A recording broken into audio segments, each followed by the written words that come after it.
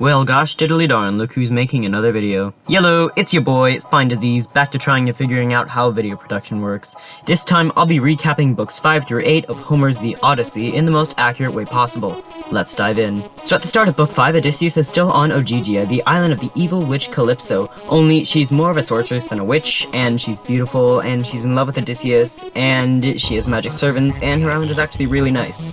But Odysseus, being an ungrateful brat, is like, so this is great and all, but I've kind of been crying myself to sleep, so can I go now? The gods have a meeting, and we're like, yeah, watching this one-sided relationship on Paradise Island for 7 years is getting boring. So Hermes goes to Ogygia and tells Calypso to free Odysseus.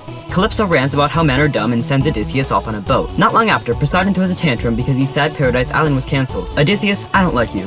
Why? I'm gonna destroy your boat now. So Poseidon makes a storm and destroys the boat.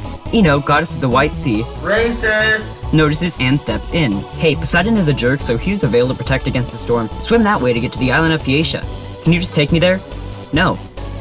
So Odysseus swims a really long time until he reaches the island, but the island is mean and has cliffs and sharp rocks to keep out illegal immigrants. Hey gods, says Odysseus, I've been through a lot, so a safe way on this island would be great. Then he finds the mouth of a river and gets safely onto the island. Yay! He goes into the forest and falls asleep on some leaves. Hashtag better mattress than purple, just start book 6 already, please thanks. While Odysseus naps in a leaf pile of the gods, Athena goes to the local princess Nausicaa while she's sleeping and creepily whispers magic dream stuff into her ear. Wow, said Nausicaa, waking up.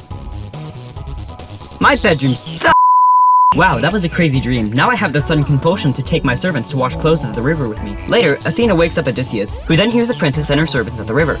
I just realized I'm naked and filthy and covered in sea salt. Seems like the perfect time to ask these young women for help. Also, I should probably keep my name a secret because I hate my past and nothing but the dark void of anonymity can calm the demons in my soul. Wow, you guys are pretty, can I have some clothes? The servants are creeped out like normal people, but Nausicaa says, hi random hobo, here have some clothes and olive oil, go wash up like a good little baguette. I'm gonna leave now, but don't follow me because you're hot and I want to avoid gossip, bye! And thus book 7 begins. Don't worry, Baguette, said Athena, but she doesn't look like Athena. I'll take you to the palace. You need disguise mist, though, because these citizens are kind of xenophobic. Wow, that's a pretty thick palace. Yeah, they're holding a Poseidon party, and I don't like him, so you're on your own. Good luck! Hi, King Alcinous and Queen Arete. Sorry for interrupting your festival thing, but I met your daughter, so now I'm gonna hug the queen's knees and beg for a taxi across the ocean.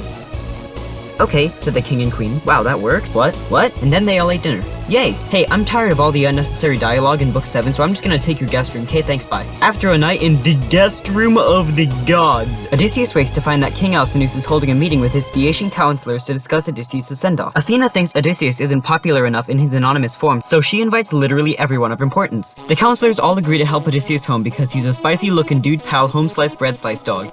In fact, he was so much of a spicy-looking dude pal home slice bread slice dog that they all go to the palace and throw a party for him. At the party, there's this blind guy called Demodocus, who's probably Homer, but what the heck do we know? Anyway, he plays the harp and sings. Everyone loves him. Demodocus sings a song about the great Odysseus, hero of the Trojan War. Meanwhile, the actual Odysseus is sitting in the corner and dying inside. Fun!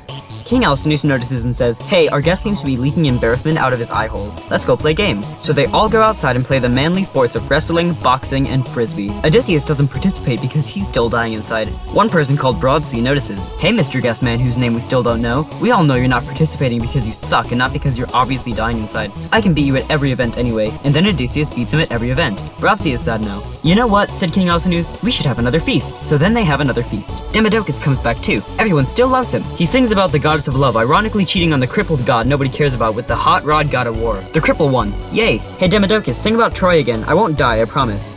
Okay. Okay, you've been dying too much. It's about time you give us your story, your name, your heritage, your wallet, your social security number, your left arm, and the blood of your firstborn child. Sure thing. My story is a long and tragic one full of hardship and triumph alike. It begins in the next book, which is out of my jurisdiction, so I hope you enjoyed this segment. I'm out of here, so goodbye, sayonara, toodles, noodles, spaghetti, potato.